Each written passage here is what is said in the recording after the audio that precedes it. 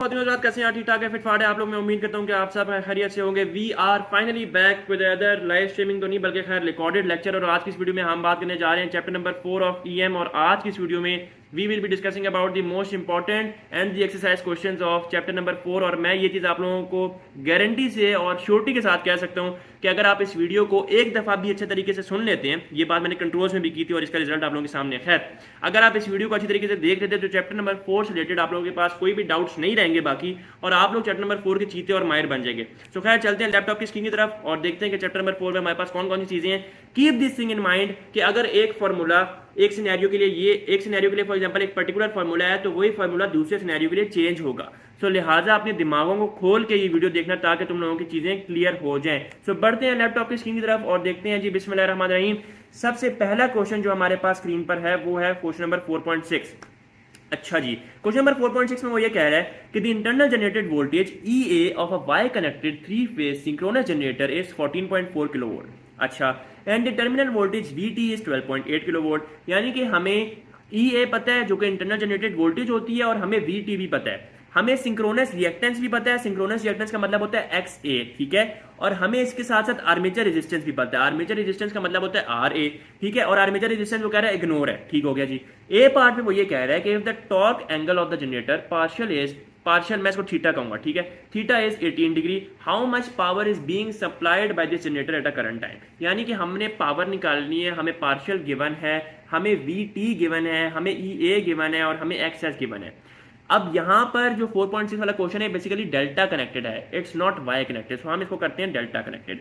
Delta connected में keep this thing in mind कि आपके पास फेज वोल्टेजेस और लाइन वोल्टेजेस सेम होते हैं। डेल्टा में वाई में डिफरेंट होते हैं, डेल्टा में वाई और फेज और लाइन वोल्टेजेस सेम होते हैं। यानी कि जो मैं बात कर रहा हूं अगर उसको इंटरप्रेट किया जाए तो हम ये लिख सकते हैं कि V is equal to VL, ठीक है जी। ये आपके पास किस सिनेरियो में? डेल्टा में, ठीक हो गया। हमने निकालनी है पावर। पावर का तुम लोगों ने फॉर्मूला याद रखना है, which is equal to 3V EA divided by XS in multiply by sine partial. अब साथ जगह नहीं है लेकिन मैं खैर नीचे लिख देता हूँ, ठीक है। ठीक हो गया।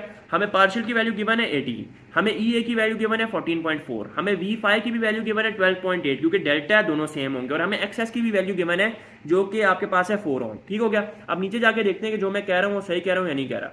यही काम हमने किया जी, फॉर्मूला लगाया है, P की वैल्यू आ गई। नेक्स्ट पार्ट पे चलते हैं। What is the power factor of the generator at this time. यानी कि हमें PF चाहिए। पावर फैक्टर हमेशा तब निकलता है जब आपके पास कोई वैल्यू हो थीटा वगैरह की। हमें थीटा की वैल्यू नहीं गिवन, वो पार्शियल वैल्यू गिवन है। और ये चीज तुम लोग याद रखना, आगे आने वाले क्वेश्चन में भी ये चीज काम आएगी कि जो टॉर्क का एंगल होता है और जो EA यानी कि इंटरनल जनरेटेड वोल्टेज का एंगल होता है, ये दोनों एंगल्स आपके पास सेम होते हैं। इन दोनों एंगल्स में कोई डिफरेंशिएशन नहीं है, दोनों एंगल्स आपके पास सेम होते हैं, ठीक हो गया। खैर, हमने निकालना है पावर फैक्टर। ए पार्ट मुझे उम्मीद है कि तुम लोगों को क्लियर है, सही है। सिंपल हमने ये फॉर्मूला याद करना है और इस फॉर्मूले में वैल्यूज पुट करनी है, कुछ भी और नहीं किया, ठीक है। अब हमें पता है कि आपके पास RA 0 है क्योंकि क्वेश्चन में उसने कहा हुआ था कि आर्मेचर रेजिस्टेंस 0 है, ठीक हो गया। हमने RA को 0 लिया और हमने EA वाला फॉर्मूला लगाया क्योंकि पावर फैक्टर निकालने के लिए इस सिचुएशन में हमारे पास IA का होना बहुत जरूरी है। और वो किस तरीके से निकलेगा? EA के फॉर्मूले से। EA का फॉर्मूला क्या होता है भाई? V5 plus JX IA। अब क्योंकि हमारे पास IA RA नहीं है तो हमने इसको काट दिया, ठीक है। IA निकाला, कैसे निकाला? EA की वैल्यू हमें पता थी, V5 की वैल्यू भी हमें पता थी और XS की वैल्यू हमें पता थी, ठीक हो गया। हमारे पास IA आ गया, ठीक हो गया। अब ये IA का एंगल हमने किस तरीके से लिखा है, ये चीज इंपॉर्टेंट है। IA का एंगल हमने इस तरीके से लिखा है क्योंकि हमें ये चीज पता है। किस तरीके से हमने IA का एंगल लिखा है? हमें ये चीज पता है कि EA का जो एंगल है वही आपके पास उसका एंगल होता है टॉर्क लोड का या लोड टॉर्क का एंगल होता है, ठीक हो गया। मैंने आप लोगों को अभी बताया था। तो हमारे पास उसका एंगल क्या था? Torque angle. टॉर्क एंगल 18 था तो EA का भी एंगल 18 हो गया। सो इस एंगल से आपके पास IA का एंगल आया। अब ये जो IA का एंगल आ रहा है इसको आप कॉस थीटा की फॉर्म में लिखेंगे, यानी कि कॉस थीटा में वो एंगल पुट करेंगे जो IA का आ रहा है 11.4, तो आपके पास पावर फैक्टर आ जाएगा। जब भी पावर फैक्टर 1 से कम हो तो इट मींस इट्स लैगिंग, जब भी पावर फैक्टर 1 से ज्यादा हो इट्स मीन इट्स लीडिंग। और जब यूनिटी पावर फैक्टर होता है तो आपको भी पता है नीदर लीडिंग नॉर लैगिंग, ठीक हो गया। सी पार्ट पे आ जाते हैं। सी पार्ट में वो कह रहा है कि what is the power C part में वो कह रहा है कि sketch the phasor diagram under these circumstances. सही हो गया जी। फेजर डायग्राम का एक स्टैंडर्ड है, तुम लोग उसको रट लो कि आपके पास फेजर डायग्राम कुछ इस तरीके से बनती है। यहाँ पे आपके पास आ जाता है जनाब EA, ये चीज EA की होती है, ठीक है, इक्वल। यहाँ पे आ जाता है V5, ठीक है जी। जरा इसको इग्नोर करना ड्राइंग को, ठीक है। यहाँ पे आता है JXSIA, ठीक है, और नीचे आपके पास आ जाता है क्या कहते हैं खाली IA, ठीक है। ये मैं तुम लोगों को नीचे दिखा भी देता हूँ, ये देखो ये बनी गई, ठीक है। EA की वैल्यू भी निकल गई, JXSIA ऐसे लिख दो, V5 की वैल्यू भी निकल गई और नीचे आ गया IA जो कि तुम लोगों ने पुट किया था। डी पार्ट में वो कह रहा है कि ignoring the losses in this generator, losses को करो ignore, what torque must be applied to its shaft by the prime mover at this condition, यानी कि टॉर्क कितनी जो है वो अप्लाई होगी प्राइम मूवर की तरफ से इन कंडीशंस पे। टॉर्क का फॉर्मूला भी रख लो भाई, यही फॉर्मूला है टॉर्क का, हर जगह यही फॉर्मूला है इस चैप्टर में। टॉर्क का फॉर्मूला है जनाब P कन्वर्टेड, यानी कि P कन्वर्टेड कह लो, P आउट कह लो, डिवाइडेड बाय ओमेगा m। अब हमें P कन्वर्टेड या P जो भी है वो हमने जो निकाला है ना A पार्ट में, पावर वाला, पावर इज बीइंग सप्लाइड, वही P यूज करना है क्योंकि लॉसेज तो है नहीं वैसे भी, ठीक है। तो वो आपके पास कितना आया था, वो आया था 42.7, ठीक हो गया। हमने नीचे क्या यही यूज किया, देख लेते हैं जी, बिल्कुल हमने यही यूज किया है। और डिवाइडेड बाय ओमेगा m, हमारे पास कोई स्पीड गिवन ही नहीं है, कोई नामो निशान ही नहीं है स्पीड का, सो हमने सिंपल और सिंपल 2πf वाला फॉर्मूला लगा दिया। f हमें गिवन है 62π, हमने पुट किया, डिवाइड किया, आंसर आ गया, ठीक हो गया। नेक्स्ट क्वेश्चन की तरफ चलते हैं, आई होप कि क्वेश्चन क्लियर है। नेक्स्ट क्वेश्चन में वो ये कह रहा है कि 100 megavolt ampere 14.4 kilovolt 0.8 power factor lagging 50 hertz 2 pole Y connected synchronous generator has a per unit reactance of इतनी एंड आर्मेचर रेजिस्टेंस ऑफ इतनी। इस इतनी सी स्टेटमेंट में पता नहीं कितनी कितनी चीजें गिवन है, हमें इस स्टेटमेंट में VT भी गिवन है या VL, इस तरह की जो भी स्टेटमेंट लिखी होती है ना जिसमें चीजें साथ साथ लिखी होती है, ये जो वोल्टेज होती है लाइन वोल्टेज हमें गिवन होती है, फेज कभी नहीं गिवन होती, ठीक है। ये VL हमें गिवन है, हमें पावर फैक्टर गिवन है, हमें फ्रीक्वेंसी गिवन है। इसका जरा मैं कलर चेंज कर लूँ जरा, एक सेकेंड, हाँ अच्छा, हमें फ्रीक्वेंसी गिवन है, हमें ये पता है कि नंबर ऑफ पोल्स कितने हैं, हमें ये भी पता है कि वाई कनेक्टेड है, और वाई कनेक्टेड में आपके पास जो लाइन और फेज वोल्टेजेस है वो डिफरेंट होती हैं, ठीक हो गया। और हमें रिएक्टेंस XS और हमें रेजिस्टेंस RA की भी वैल्यू पता है, ठीक हो गया। हमें क्या निकालना है, what is the synchronous reactance और armature reactance resistance in ohms, हमें ये पर यूनिट में गिवन है, हमने निकालनी है ओम्स में। जब भी इस तरह का सिनेरियो हो कि पर यूनिट से चीज कन्वर्ट करनी हो उनके एक्चुअल यूनिट्स में, तो फॉर एग्जांपल हमने R को करना है, ठीक है। सो RA इज इक्वल टू, ये फॉर्मूला याद रखना, RA पर यूनिट जो भी गिवन है मल्टीप्लाई बाय Z बेस, ये फॉर्मूला हमेशा याद रखना। Same is the case with XS, यानी कि जब तुम XS के लिए भी करोगे तो तुम लोगों ने यही फॉर्मूला लगाना है, XS per unit multiply by Z base, RA is equal to RA per unit multiply by Z base. RA तो हमें पता है पर यूनिट में, हमें XS भी पता है पर यूनिट में, the issue is Z base, Z base किसका निकलेगा। सो कोई मसले वाली बात ही नहीं है भाई। ये बात भाई आप सिंपल ये करें, Z बेस निकालने के लिए आपने सिंपल फॉर्मूला लगाना है 3V5 base square divided by S base, ठीक हो गया जी। अच्छा, अब यहाँ पर V5 किस तरीके से निकलेगा, VL divided by under root 3 करके, S हमें पता है क्वेश्चन में गिवन था 100 मेगावोल्ट 100, ठीक हो गया। और यहाँ पर हमने वैल्यू पुट की तो Z बेस आपके पास आ गया, 2.074 ओम्स, ठीक हो गया। अच्छा, यहाँ से आपके पास आ गया जी सिंपल RA भी आ गया, XS भी आ गया, ये भला हो गया आपके पास खत्म। अच्छा जी, अभी इसी क्वेश्चन में वो आपके पास B पार्ट में कह रहा है कि आपने मैग्नीट्यूड बताना है इंटरनल जनरेटेड वोल्टेज का रेटेड कंडीशन पे, और टॉर्क एंगल भी बताना है, ठीक हो गया। टॉर्क एंगल भी बताना है और आपने क्या कहते हैं मैग्नीट्यूड भी बताना है इंटरनल जनरेटेड वोल्टेज का। EA किस तरीके से निकलता है, V5 plus IA RA plus JXS IA, ठीक हो गया। IA किस तरीके से निकलेगा, अगेन वही फॉर्मूला जी, IA is equal to IL is equal to, क्योंकि लाइन और फेज करंट तो यहाँ पे सेम है ना, ठीक है, क्योंकि आपके पास वाई कनेक्टेड है। सो IL का क्या फॉर्मूला होता है, S over under root 3 VL, ठीक है, क्योंकि S is equal to under root 3 VL IL होता है, यहाँ पे लिखा हुआ भी है, ठीक हो गया। यहाँ से IA निकल गया, IA का एंगल भी लिखना है साथ में, कैसे लिखेंगे, क्योंकि आपके पास क्वेश्चन में गिवन है कि पावर फैक्टर जो है वो 0.8 है विद लैगिंग। सो 0.8 का मतलब ये हुआ कि माइनस कॉज इनवर्स 0.8, ठीक है, यहाँ पे माइनस का साइन आएगा क्योंकि लैगिंग है। सो यहाँ पे IA आ गया। अब इस IA को आपने इधर पुट किया, आपने XS को भी पुट किया, कौन सा XS पुट करेंगे, पर यूनिट वाला नहीं पुट करेंगे, एक्चुअल वाला पुट करेंगे। RA को यहाँ पे पुट किया और आपके पास V5 को पुट करने के बाद ये आ गया। अब मैंने आप लोगों को ऊपर ये बात बताई थी पिछले क्वेश्चन में कि जो आपके पास जनाब टॉर्क का एंगल होता है वही आपके पास EA का एंगल होता है, इसको उल्टा कर दो। अभी हमें EA का एंगल पता है और वो उस क्वेश्चन में डिमांड कर रहा है टॉर्क के एंगल की। सो जो एंगल आपके पास आया 27.6 वही आपके पास टॉर्क का एंगल यानी कि पार्शियल है, ठीक हो गया। अब इस क्वेश्चन में आगे क्या कह रहा है कि जनाब ignoring the losses in this generator what torque must be applied to its shaft by the prime mover at full load, यानी कि फुल लोड में कितनी टॉर्क अप्लाई होनी चाहिए प्राइम मूवर की तरफ से। अगेन P इंड्यूस निकालना है, फॉर्मूला वही है P डिवाइडेड बाय क्या था हमारे पास ओमेगा m। ओमेगा m किसके इक्वल होता है 2πf, f की वैल्यू हमें गिवन है 52π भी मल्टीप्लाई हो जाएगा, डिनोमिनेटर वाला काम हो गया पूरा। अब आओ न्यूमरेटर पे, हमें चाहिए पी, किसकी वैल्यू, पी की, पावर नहीं हमें पता। पावर की वैल्यू किस तरीके से निकलेगी, एस कॉस थीटा से। एस हमें पता है ना 100 मेगा वोल्ट एम्पियर, सो एस कॉस थीटा से आपके पास जो है वो 80 वैल्यू आ गई। अब पिछले क्वेश्चन में हमने एस कॉस थीटा क्यों नहीं पुट किया, आप में से बहुत लोगों का सवाल होगा, ठीक है, ये रहा ना पिछला सवाल। पिछले सवाल में हमें ऐसे नहीं गिवन, तो इसलिए हमने वही वाली पावर दी थी जो कि हमने 3v5 sin पार्शियल से निकाली थी। ठीक हो गया, तो ये वाला सवाल भी आपका हो गया कंप्लीट। तो मेरा ख्याल है कि ये चीज़ भी तुम लोगों को क्लियर हो गई होगी, कोई समस्या वाली बात नहीं है। अच्छा, नेक्स्ट सवाल की तरफ आते हैं। नहीं, बल्कि कंप्लीट नहीं हुआ, सॉरी, कंप्लीट हो गया ना कंप्लीट। हाँ, हमने टी इंड्यूस निकालना था, ठीक है। हमने पी आउट निकाला एस कॉस थीटा से और ओमेगा निकाला 2πf से। ये चवली मारने की कोई जरूरत नहीं है, सिंपल ओमेगा हम निकालो 2πf से। एफ की वैल्यू पुट करो 50, तुम लोगों के पास सॉल्व हो जाएगा, ठीक है। अच्छा, 4.8 पे आओ जनाब। वो ये कह रहा है 4.8 में कि आपके पास एक 200 megavolt ampere 15 kilovolt 0.85 power factor lagging 50 hertz 20 pole wire connected water turbine generator as a per unit synchronous reactance of इतनी and per unit armature resistance of इतनी। इस एक स्टेटमेंट में इतनी चीजें बता दी भाई। These generators operating in parallel with the large power system infinite bus। A part में कह रहा है what is the speed of the rotation of the generator shaft। Speed of rotation बतानी है, अगेन हमने n बताना है। इसका जो फॉर्मूला है ना वो तुम लोग हमेशा याद रखो, n इज इक्वल टू तुम लोगों के पास होता है 120 into F divided by P, ठीक है। 120 कांस्टेंट है, एफ की वैल्यू तुम्हें पता है 50 हर्ट्ज यहाँ पे लिखी हुई है, पी की वैल्यू तुम लोगों को पता है नंबर ऑफ पोल्स 20, तो तुम लोगों के पास स्पीड ऑफ रोटेशन आ जाएगी। ए पार्ट सॉल्व हो गया, देख लो, ठीक है, इस तरीके से किया। बी पार्ट में कह रहे हैं what is internal generated voltage, magnitude बता रहा है रेटेड कंडीशन पे। इंटरनल जनरेटेड वोल्टेज का दुनिया जहां में जो भी कर लो यही फॉर्मूला है इस चैप्टर में जो कि हम यूज कर रहे हैं। E is equal to V5 plus IA RA plus JXS IA। वो कौन सा कह रहा है आपके पास सिस्टम है, वाई कनेक्टेड। वाई में मतलब वोल्टेज डिफरेंट है, करंट सेम है। पहले तो V5 निकालो, किस तरह निकलेगा V5 जल्दी से बताओ भाई। V5 आपके पास निकलेगा VL डिवाइडेड बाई √3 करके, ठीक हो गया जी, वेरी गुड हो गया। अच्छा, VL हमारे पास कहाँ से आएगा, VL हमारे पास आएगा 12 किलो वोल्ट, ये गिवन है, डिवाइड करोगे √3 से V5 आ जाएगा, ठीक हो गया।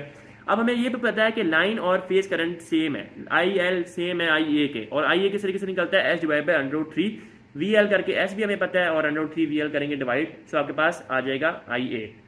अब यहाँ पर एक ट्विस्ट है, इस तरीके से भी कर सकते हैं जो मैं आप लोगों को अभी बता रहा हूँ, लेकिन इन्होंने जिस तरीके से किया हुआ है, इन्होंने इस तरीके से किया हुआ है कि इन्होंने जो चीज़ें पर यूनिट में थी उनको पर यूनिट में ही रहने दिया। यानी कि हमें पर यूनिट आर्मेचर रेजिस्टेंस गिवन थी, उसको पर यूनिट में ही रहने दिया, और पर यूनिट आर्मेचर क्या कहते हैं सिंक्रोनस रिएक्टेंस थी, वो भी पर यूनिट में ही रहने दिया। तो जब भी आप पर यूनिट में ही अगर इसको सॉल्व करते हैं, दोनों तरीके हैं, पर यूनिट में ही अगर आप ये निकालते हैं तो आपने V5 1 लेना है और IA भी 1 लेना है। लेकिन इसमें डिफरेंस ये है कि V5 में 1 का एंगल साथ 0 लिखेंगे और IA में 1 का एंगल 0 नहीं लिखेंगे, बल्कि वो लिखेंगे जो कि पावर फैक्टर है, ठीक है। 0.8 है तो मतलब माइनस कॉज इनवर्स 0.85 साथ आएगा। तो यही काम इन्होंने किया हुआ है। IA की जगह लिखा है 1 एंगल माइनस कॉज इनवर्स 0.85 और V5 की जगह लिखा हुआ है 1 एंगल 0। याद रखिएगा कि पर यूनिट में V5 और IA जो है वो यूनिट ही होते हैं। एंगल्स IA का एंगल्स जो है वो डिफरेंट होते हैं क्योंकि उसमें हमेशा 0 होता है और इसमें हमेशा जो है आपके पास पावर फैक्टर वाला आता है, ठीक हो गया। हमने इसको पुट किया और EA पर यूनिट निकाल दिया। हमें क्वेश्चन में ये नहीं कहा गया कि EA पर यूनिट निकालो, उसने सिंपल कहा है कि भाई मैग्नीट्यूड निकालो इंटरनल जनरेटेड वोल्टेज का, यानी कि हमें एक्चुअल यूनिट वैल्यू चाहिए। सो हम इसको यूनिट में कन्वर्ट करने के लिए मल्टीप्लाई कर देंगे V5 बेस के साथ, यानी कि जो पर यूनिट में वैल्यू निकाली है इसको V5 बेस के साथ मल्टीप्लाई करोगे तो तुम लोगों के पास क्या आ जाएगा, EA आ जाएगा।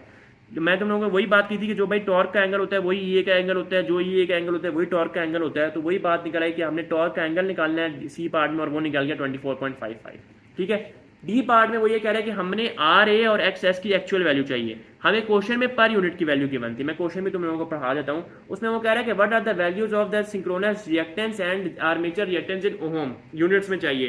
क्वेश्चन में हमें 0.9 और 0.1 जो गिवन है वो पर यूनिट में गिवन है। तो ये काम भी करने के लिए आपने फॉर एग्जाम्पल RA निकालना है ना, तो इसको सिंपल तुमने ये लिखना है कि RA पर यूनिट जो वैल्यू गिवन है इसको मल्टीप्लाई करवा देना है Z बेस के साथ, ठीक है। Same is the case with XS, XS is equal to XS per unit multiply by Z base. Z base की वैल्यू किस तरीके से निकलती है, उसका फॉर्मूला होता है 3V5 base square divided by S base. नीचे दिखा भी देता हूँ, ये लिखा हुआ है, ठीक है। हमें V5 भी गिवन है, हमें S भी गिवन है, मल्टीप्लाई करवाओ, Z बेस आया, इसको अगेन मल्टीप्लाई करवाओ RA PU या XS PU के साथ, तो तुम लोगों के पास वैल्यूज आ जाएंगी, ठीक हो गया जी। अच्छा आगे चलते हैं। अब वो अगले पार्ट में ये कह रहा है कि find the maximum power, sorry, if the field current is held constant what is the maximum possible power या maximum power possible out of the generator, how much reserve power out of the generator have at full load, ठीक है। अच्छा देखो, maximum power निकालनी है तो maximum power का जो फॉर्मूला है वो वही वाला है जो कि तुम लोगों ने ऊपर पढ़ा था, 3v5 divide by x into sine partial. अब यहाँ पर मैक्सिमम पावर में हमेशा पार्शियल 90 होता है क्योंकि साइन 91 हमें 1 चाहिए होता है यहाँ पर, ठीक है। तो नीचे देख भी लेते हैं, यही लिखा हुआ है, the field current is held constant and the armature resistance is ignored. तो आपके पास पी आउट की जो वैल्यू है वो आ गई, यहाँ पे आपने इक्वेशन पुट की, पार्शियल 90 लिया because we need maximum power, और जब तक पार्शियल 1 नहीं होगा तो मैक्सिमम कैसे निकलेगी। सो 90 पार्शियल की वैल्यू ली, साइन 91 आया और आपके पास पी मैक्स आ गया, ठीक हो गया जी। सो आपके पास यहाँ से सिंपल पी मैक्स आ गया और आपने इसको सॉल्व कर लिया, ठीक हो गया। रिएक्टेंस पावर निकाली हुई है, अगले पार्ट में इस पार्ट को करने की जरूरत नहीं है। अच्छा जी, नेक्स्ट पार्ट पे चलते हैं, नेक्स्ट क्वेश्चन में चलते हैं। नेक्स्ट क्वेश्चन है आपके पास 4.9 और इसमें वो ये कह रहा है जनाब, a 480 volt 250 kilo volt ampere 0.8 power factor lagging 2 pole 3 phase 60 hertz synchronous generator prime mover has no load speed of इतनी and full load speed of 3570 radian per revolution per minute. This is one of the most important, मैं इस पर star भी लगाया है, सही है। It is operating in parallel with 480 volt 250 kilowatt ampere 0.85 lagging 4 pole 60 hertz synchronous resistance whose prime mover has no load speed of this and full load speed of this. और load जो है वो supply हो रहा है दोनों generators को constant जो कि है 300 किलोवाट और 0.8 पावर फैक्टर लैगिंग। इस सारी तमहीद से हमें ये चीज समझ आई कि आपके पास जो बेसिकली दो जनरेटर्स हैं, ठीक हो गया। एक की नो लोड स्पीड 3650 है, फुल लोड स्पीड 3570 है। एक और जो जनरेटर है उसकी जो नो लोड स्पीड है वो 1800 है, फुल लोड स्पीड 1780 है, ठीक है। और हमें क्या निकालना है, speed drop of generator 1 and generator 2, ठीक है जी। इसका फॉर्मूला है स्पीड ड्रॉप यानी कि SD। इसका जो फॉर्मूला है वो आपने हमेशा याद रखना है। इसका फॉर्मूला बहुत आसान है। इसी के साथ साथ एक और फॉर्मूला है जो कि ऑपरेटिंग फ्रीक्वेंसी का होता है। ऑपरेटिंग फ्रीक्वेंसी और सिस्टम फ्रीक्वेंसी, ये सारे फार्मूलाज बहुत इंपॉर्टेंट है। इस न्यूमेरिकल से आगे नए फार्मूला शुरू हो रहे हैं। पिछले में हमने टी इंड्यूस देखा, हमने पावर मैक्सिमम वाली देखी और हमने बाकी चीजें देखी। इसमें तुम लोगों ने एक चीज याद रखनी है, कहां से बताऊं, बल्कि चलो इसी क्वेश्चन को करते हैं, उसके बाद तुम लोगों को चीजें बता दूंगा। ये चीजें अभी करने की जरूरत नहीं है, नीचे चलते हैं। पहले हम मेन फार्मूले पे देखते हैं। ये आ गया आपके पास फार्मूला स्पीड ड्रॉप का, जो कि है आपके पास speed at no load minus speed at full load, and speed को कहते हैं divided by speed at full load multiply by 100%। ये स्पीड ड्रॉप SD का फार्मूला है। क्या है, speed at no load minus speed at full load divided by speed at full load multiply by 100%। अब हमें जनरेटर दो गिवन थे, हमने दोनों की निकालनी है। तो आपने सबसे पहले नो लोड और फुल लोड जनरेटर 1 की लेनी है, जाहिर है, और नेक्स्ट पार्ट में नो लोड और फुल लोड जनरेटर 2 की लेनी, जो कि क्वेश्चन में आपको गिवन है। मैं तुम लोगों को दिखा भी देता हूं ऊपर, ये देखो 3650 और 3570 पहले वाले में लेंगे, यही लिया 3650 3570। सिमिलरली 1800 और 1780 जो है वो दूसरे वाले में लेंगे, वही हमने ले लिया। नेक्स्ट क्वेश्चन में वो कह रहा है, नेक्स्ट पार्ट में वो कह रहा है find the operating frequency of the power system. Operating frequency of the power system, ठीक है। फ्रीक्वेंसी की बात आएगी यानी कि F की सारी बात है, ठीक है। और ऑपरेटिंग फ्रीक्वेंसी का मतलब होता है F सिस्टम, ठीक हो गया जी, F सिस्टम। ऑपरेटिंग फ्रीक्वेंसी निकालने के लिए आपने ये काम करना होता है कि आपके पास दो पावर्स के दो जो हैं वो निकलेंगी, क्या कहते हैं, पावर्स, ठीक है। क्योंकि दो जनरेटर्स हैं, P1 पहले जनरेटर के लिए, P2 दूसरे जनरेटर के लिए। इसमें पावर वाला कोई वो फार्मूला नहीं है कि आप एस कॉस थीटा लगा लेंगे डायरेक्ट तो आपके पास हो जाएगा, या फिर आप कोई और चीज कर लेंगे तो आपके पास हो जाएगा। इसमें सिंपल और सिंपल आपने क्या काम करना है, सबसे पहले तो SP1 निकालना है, ठीक है। SP1 जो है वो आपके पास क्या होता है, P divided by P1 divided by F no load. पहली वाली का निकालें तो F no load 1 minus F full load, obviously full load भी पहली वाली जनरेटर की होगी। हाँ, P उसी तरीके से निकलेगा, सॉरी फॉर दैट, P उसी तरीके से निकलेगा, SP डिफरेंट है। P हमारे पास निकलेगा S cos थीटा से, S हमें गिवन है, cos थीटा भी गिवन है, और आपको पता है कि थीटा की वैल्यू दोनों जनरेटर के लिए डिफरेंट थी, पावर फैक्टर डिफरेंट था, एक के लिए 0.8 एक के लिए 0.85, ठीक हो गया। अच्छा खैर, हमने ये काम कर दिया, P1 P2 निकाल लिए, ठीक हो गया। अच्छा आगे हमने क्या काम करना है, आगे हमने निकालना है SP1 और SP2। ये क्यों निकाल रहे हैं, क्योंकि ये फॉर्मूले में यूज होने आगे, ठीक है। खैर अभी ये समझो कि किस तरह निकाल रहे हैं, P1 divide by F no load minus F full load, P2 divide by F no load minus F full load. याद रहे कि नो लोड और फुल लोड की वही वैल्यूज लेनी है जो कि उस जनरेटर की है, ऐसा ना हो कि 2 में 1 की 1 में 2 की वैल्यू पुट कर रहे हो, ठीक हो गया। अब आती है मेन चीज, हमने निकालनी है operating frequency, also known as system frequency. इसको निकालने का जो फॉर्मूला है वो ये है कि आपने सिंपल और simple P load is equal to जितनी भी नंबर ऑफ आपके पास पावर्स हैं या नंबर ऑफ सिस्टम्स हैं उनकी पावर्स को ऐड कर देना, नंबर ऑफ जनरेटर्स की पावर्स को, यानी कि P2 है आपके पास तो P1 प्लस P2।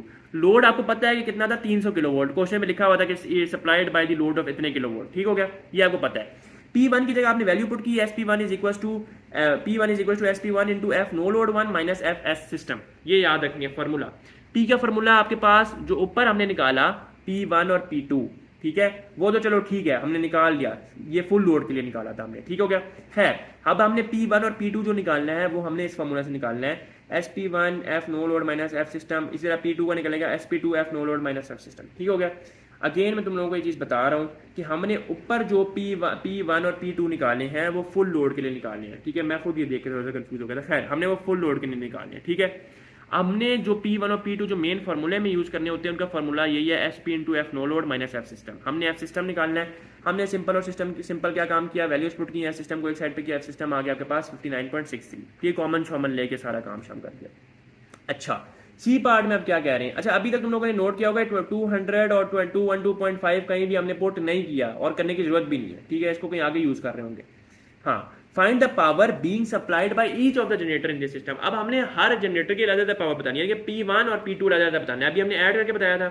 P1 का फॉर्मूला क्या होगा, SP1 into F no load minus F system, क्या कहते हैं, P2 is equal to SP2 into F no load 2 minus F system. F system ऊपर जो तुम लोगों ने निकाला ऑब्वियसली वही पुट करोगे, 59.60 तुम लोगों ने पुट किया और आपके पास P1 और P2 भी आ गया, ठीक है।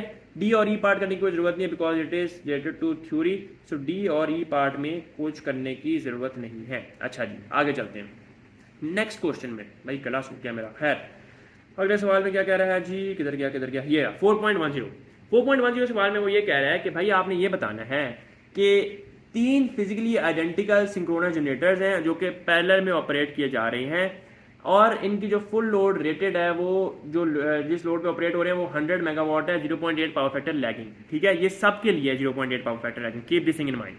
No load frequency generator A की हमें पता है, स्पीड ड्रॉप भी हमें पता है। No load frequency generator B की भी हमें पता है, स्पीड ड्रॉप भी पता है। Same is the case no load frequency generator C की भी पता है और स्पीड ड्रॉप भी पता है। आगे चलते हैं। अब इसमें वो ये कह रहा है कि आपने ये बताना है कि total load consuming of 230 megawatt is supplied by this power system, what will be the system frequency and how the power will be shared among the 3 generators। System frequency निकालना है, PSFSYS निकालना है। कैसे निकलेगा, सिंपल, अगेन तुम लोगों ने वही काम करना है। तुमने सबसे पहले SP निकालना है, SP1 SP2 SP3। किस तरीके से निकलता है SP1 SP2 SP3, फॉर्मूला मैं तुम लोगों को बता दिया क्योंकि हमें SDB गिवन है, SDB गिवन है। और SP किस तरीके से निकलता है, no load minus full load divide by full load, सही है ना।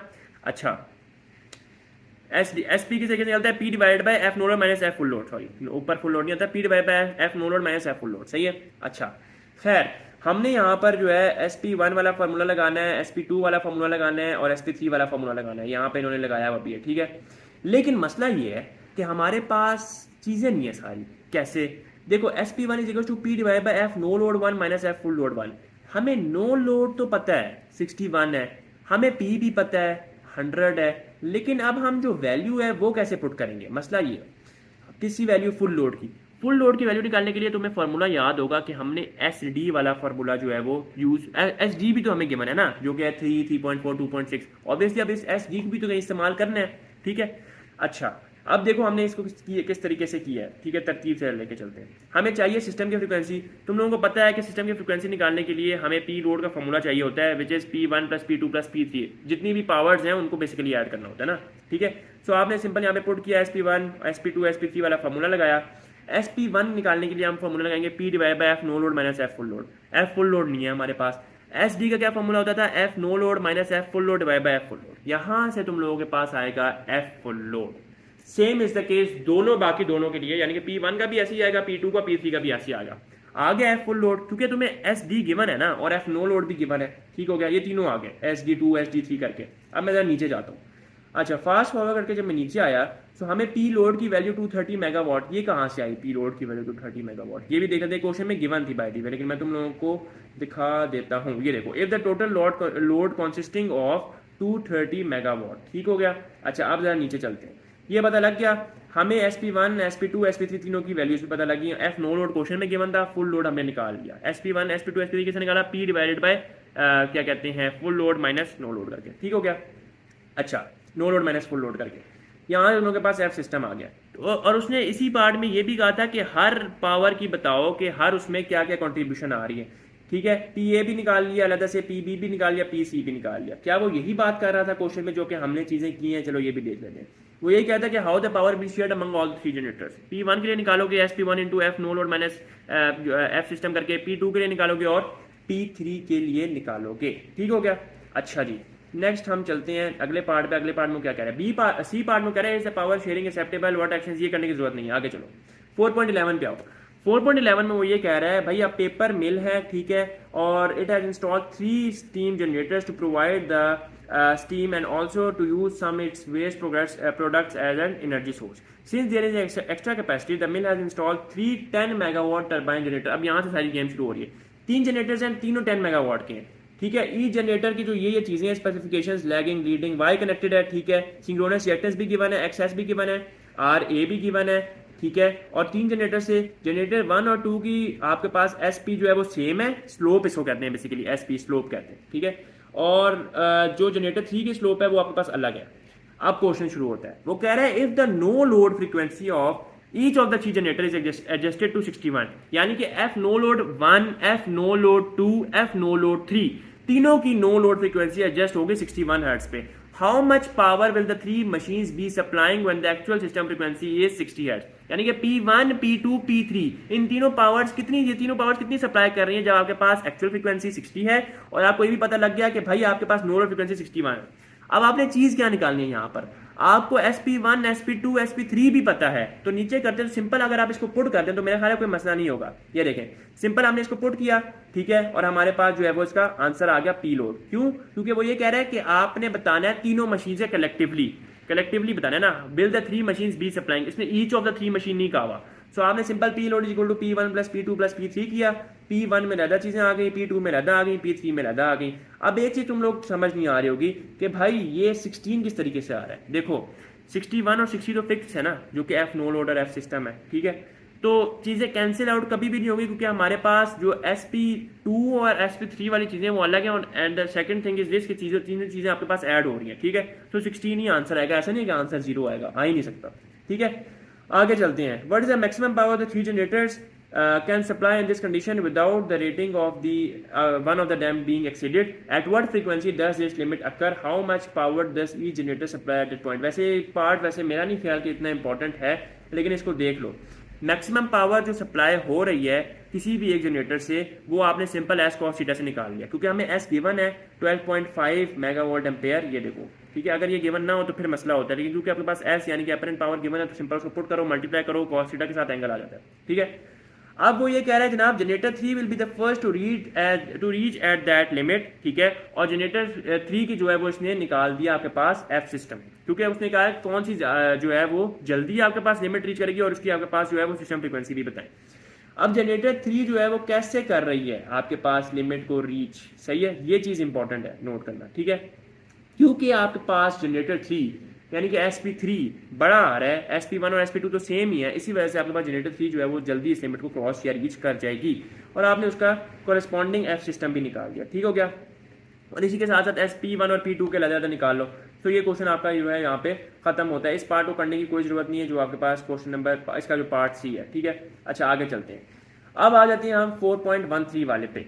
अच्छा ये सवाल जरा इंपॉर्टेंट है, इसमें OCC और SCC वाला चक्कर है, ठीक है, short circuit test, open circuit, ठीक है।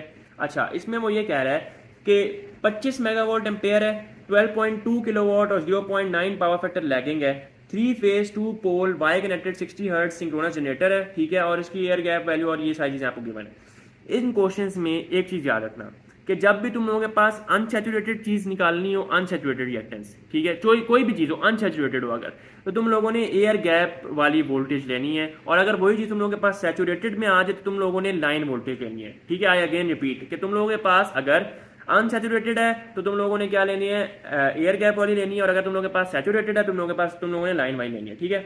अच्छा ये चीजें तुम लोगों के पास गिवन है ओपन सर्किट टेस्ट में भी और शॉर्ट सर्किट टेस्ट में। वैसे ये क्वेश्चन तो इंपॉर्टेंट नहीं है लेकिन समझ लो। अच्छा आर्मेचर रिएक्टेंस रेजिस्टेंस भी हमें पता लगी, यानी कि RA भी हमें पता है, ठीक है।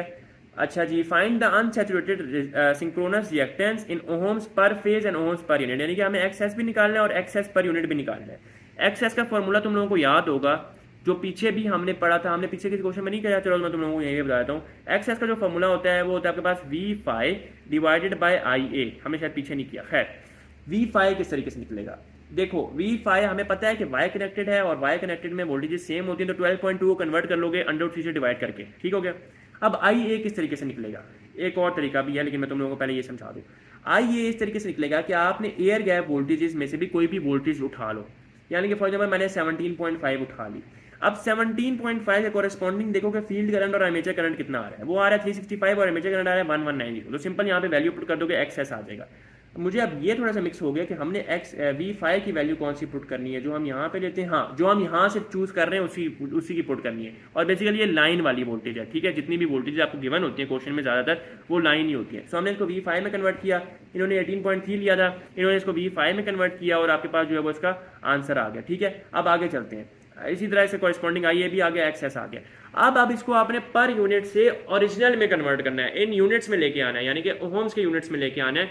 सो आपने सिंपल इसको जेड बेस से मल्टीप्लाई कर देना है। जेड बेस क्या होता है, 3V5 बेस स्क्वायर्ड बाय क्या कहते हैं S base.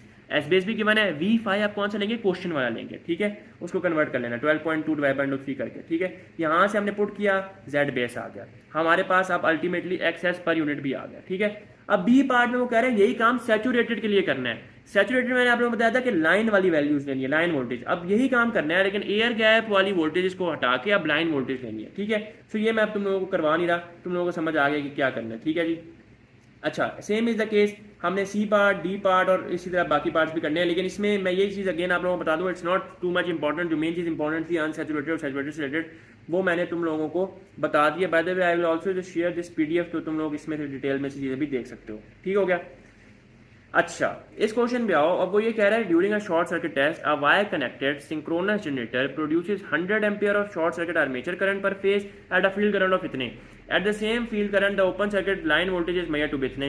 Calculate the saturated synchronous reactance under these conditions. यानी कि अब हमने निकालना है एक्सेस, अगेन एक्सेस निकालना है। हमें ये भी पता है कि हमारे पास वायर कनेक्टेड है और वायर कनेक्टेड में लाइन और फेज वोल्टेजेस डिफरेंट होती हैं। यानी कि हमारे पास जो वी लाइन है वो 440 है और V5 जो आपके पास √3 है। ठीक हो गया। सो आपके पास सिंपल 254 वोल्ट ही आ गया। ठीक है, सिंपल IA भी पता है आप लोगों को, जो कि आपके पास कितने 100 है और आपने इसको डिवाइड किया, आपके पास एक्सेस आ गया। बी पार्ट में कह रहा है if the armature resistance is इतना एंड द जनरेटर सप्लाइज इतने ampere of purely resistive wire connected load of 3 ओम पर phase at the field current setting determine the voltage regulation. Voltage regulation का तुम लोगों को फॉर्मूला पता है, तुम लोगों के पास वोल्टेज रेगुलेशन फॉर्मूला है V at no load minus V at full load divide by V at full load multiply by 100। लेकिन यहाँ पर ये चीज याद रखना कि आपके पास V नो लोड E5 के इक्वल होता है, EA के इक्वल होता है, सॉरी। ठीक है, सो हमने EA निकालना है। EA हमने किससे निकाला, V5 हमें पता है हम किस तरीके से निकालते हैं। V5 निकला हुआ है, बल्कि आपके पास क्या निकाला हमने 254। ठीक है, IA 60, ठीक है, क्योंकि हमें गिवन है 60 एम्पेयर है। R है आपको पता है, XS भी पता है और IA भी पता है। इसको सिंपल कन्वर्ट कर लिया आपने मल्टीप्लाई ऐड करके। अब देखो EA is also the phase voltage at no load condition. मैंने तुम लोगों को जैसे बात बताई, क्योंकि VR यानी कि वोल्टेज रेगुलेशन का फॉर्मूला होता है V5 at no load minus V5 at full load divide by V5 at full load multiply by 100। तो V5 एट नो लोड की जगह हम EA की वैल्यू लिख सकते हैं, हमने लिख ली। V5 एट फुल लोड में वही वैल्यू आ गई और आपके पास सिंपल जो है वो आंसर 22.83 आ गया। ठीक हो गया। सो मेरा नहीं ख्याल कि इसमें तुम लोगों को कोई भी मसला होना चाहिए। आगे चलते हैं। अगले क्वेश्चन में वो ये कह रहा है, अच्छा ये क्वेश्चन कुछ इस तरह का है, मिलता जुलता है 4.1 से, क्योंकि आपको भी पता है 4.1 में हमने ये सवाल, मैंने तो नहीं करवाया लेकिन आप लोगों ने अगर किया हो तैयारी उसमें क्या कहते हैं क्विज में, तो आप लोगों को चीज़ पता होगी कि उसमें वो ज़्यादातर ये बात कर रहा होता है कि आपके पास जो है वो 50 हर्ट्ज वाली चीज़ गिवन है, आपको 60 हर्ट्ज में गिवन है, रेशो निकालो, इसका कोई काम शाम करो। ठीक है, खैर इसमें देख लेते हैं क्या कह रहा है। 3 phase wire connected synchronous generator is rated at 120 megavolt ampere 13.8 kilowatt 0.8 power factor lagging and 60 hertz। ठीक हो गया जी। its synchronous reactance is 1.2 ohms per phase and armature resistance is 0.1 ohm per phase। what is the voltage regulation?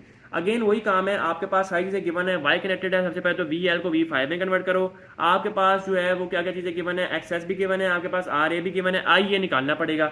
IA किस तरीके से निकलेगा, IA is equal to IA हम निकालेंगे S divided by √3 VL करके, क्योंकि हमें S भी गिवन है और VL भी गिवन है। ठीक है, IA निकल गया, सिंपल फॉर्मूले में पुट करो, EA आ गया। ठीक है, तो सिंपल VR भी तुम लोगों के पास एज इट इज इस तरीके से आ जाएगा। तो ये वही सारी चीजें हुई हैं जो कि मैं तुम लोगों को अपनी जबानी एक्सप्लेन कर दी है। ठीक है, अच्छा अब आपको चाहिए what would the voltage and apparent power rating of the generator be if it were operated at 50 hertz. क्योंकि अभी ये 60 हर्ट्ज पे ऑपरेट हो रहे हैं, अगर यही चीजें 50 हर्ट्ज पे ऑपरेट हों तो आपके पास क्या चीजों में चेंज आएगा, और keeping the armature current and the field current same. ठीक है, अच्छा अब यहाँ पर अगर देख लेते हैं, सिंपल हमने क्या काम किया है कि VT रेटेड निकाला है 50/60 मल्टीप्लाई बाय जो अभी आपके पास वैल्यू थी V लाइन या VT की, और इसी तरीके से S भी निकाल लिया आपने अपरेंट वाले को मल्टीप्लाई करके 50/60 के साथ, ठीक हो गया। सो अगेन वही काम आ गया। सी पार्ट में वो क्या कह रहा है, what was the voltage regulation at 50 hertz, 50 hertz voltage regulation निकालनी है। अगेन आप सारी चीज़ें वही लेके चलेंगे, लेकिन आपने सबसे पहले एक्स और आर ए को भी 50 हर्ट्ज के अकॉर्डिंग कन्वर्ट करना है, यानी कि 50/60 मल्टीप्लाई बाय जो भी वैल्यू है, ठीक है। सो आपने ये सारा काम किया, अल्टीमेटली आपके पास वी आर आ गया एंड दैट इज इट। कोई इसमें रॉकेट साइंस जो है वो नहीं है, ठीक है। अच्छा 4.28 में आ जाते हैं। अगेन सारी चीज़ें इसमें वही है, नो लोड फ्रीक्वेंसी निकालनी है, ठीक है, सिस्टम फ्रीक्वेंसी निकालनी है, FSS निकालना है, ठीक है। इसके अलावा आपने क्या क्या चीज़ें निकालनी है, इसके अलावा आपने जो है वो जनरेटर की भी फ्रीक्वेंसी निकालनी है। इसको देख लेते हैं चले। Generator station for a power system consist of a 300 megavolt ampere 15 kilowatt 0.8 power factor lagging synchronous generators with identical speed drop characteristics operating in parallel, ठीक हो गया। The governors on the generator prime mover are adjusted to produce a 3 hertz drop from no load to full load। अब ये line जो है important है, इसका मतलब ये है कि 3 हर्ट्ज ड्रॉप हो रहा है नो लोड से फुल लोड पे, यानी कि अगर मैं ये लिखूँ ना F no load minus F full load is equal to 3, तो ये चीज़ गलत नहीं होगी, क्योंकि वो बात ये कर रहा है कि ड्रॉप जो हो रहा है नो लोड से फुल लोड में उसके दरमियान जो है वो इतने जो है वो ड्रॉप हो रहा है इतने हर्ट्ज का, तो आपके पास 3 हर्ट्ज का हो रहा है। खैर 3 ऑफ द जी जनरेटर्स यानी कि 3 जनरेटर्स हैं, each supplying a steady 200 megawatt at a frequency of 60 hertz, sorry 4 हैं। while the fourth generator called as a swing generator handles all incremental load changes of the system while maintaining the system frequency at 60 hertz। सही हो गया जी। At a given instant the total system loads are 650 megawatt, यानी कि P load सारी चारों की चारों मिला के जनरेटर्स की जो है वो 650 है, फ्रीक्वेंसी आपके पास 60 हर्ट्ज है। नो लोड फ्रीक्वेंसी निकालनी है हर एक जनरेटर की, नो लोड फ्रीक्वेंसी FNL निकालना है आपके पास, FNL निकालना है आपने, ठीक है। हमें ये स्टेटमेंट पता चल गई है क्योंकि आपके पास पता है कि F no load minus F full load 3 है, ठीक है। हमें ये पता है कि जो स्लोप पावर फ्रीक्वेंसी स्लोप का फॉर्मूला है, एसपी का जो फॉर्मूला है वो है P divide by F no load minus F full load, ठीक है। और आपके पास पी किस तरीके से निकलता है, एस कॉस थीटा से। हमें थीटा भी पता है, कितना था हमारे पास, कुछ क्या था, हाँ 0.85 पावर फैक्टर लैगिंग है, ठीक है। हमने इस तरीके से निकाल लिया, एसपी की वैल्यू हमने निकाल ली, ठीक है। ये आपके पास एसपी की वैल्यू आ गई, ओके हो गया। अब आगे चलते हैं। अब वो ये कह रहा है कि if generators 1, 2 and 3 are supplying 200 kilowatt each, ठीक है, हर कोई 200 दे रहा है, ठीक है। पावर 1 P1 भी, जनरेटर 1 भी 200, जनरेटर 2 भी 200, जनरेटर 3 भी 200, तो 200 200 200 600। पीछे आपके पास कितना बच गया, 50 बच गया ना जनरेटर 4 के लिए। तो जनरेटर 4 कितना सप्लाई कर रहा होगा, 50। So no load frequency generator 4 की क्या निकलेगी, ये तीनों जनरेटर्स की निकली है। आप अलग अलग निकाल लें, ख्वारी वाला काम है, लेकिन तीनों की सेम निकलेगी क्योंकि सब कुछ सेम है। चौथी के लिए आपके लिए सिर्फ और सिर्फ पी चेंज हो जाएगा, विच इज बेसिकली 60, ठीक हो गया जी। तो पी आपके पास जो है वो क्या हो जाएगा, 60 हो जाएगा। तो आप बाकी आपके पास कोई और चेंज नहीं होगा, सही हो गया जी। और ये 60 क्या होगा आपके पास, 50 हो जाएगा, 50 मेगावाट हो जाएगा, ठीक हो गया। सेम इज द केस, बाकी इसमें कोई भी मसला नहीं है। तीनों पावर्स आपने लेनी है, चारों पावर्स इनको आपस में ऐड करें, पी लोड आ जाएगा। अगर आपको इस सवाल में फिर भी कोई ना कोई कंफ्यूजन हुई तो आप लोग मुझसे पूछ सकते हैं। इसमें 1-2 सवाल और भी हैं जो कि मैं समझता हूँ कि मैं नेक्स्ट वाली वीडियो में आप लोगों को करवा दूंगा। मेरी हालत होगी टाइट। आपसे मैं नेक्स्ट वीडियो में till then take care and हाफिज़। और हाँ, इस वीडियो को गौर से चीज़ें समझना, और अगर फिर भी कुछ समझ नहीं आता तो मुझसे पूछना। Till then take care and अल्लाह हाफिज़।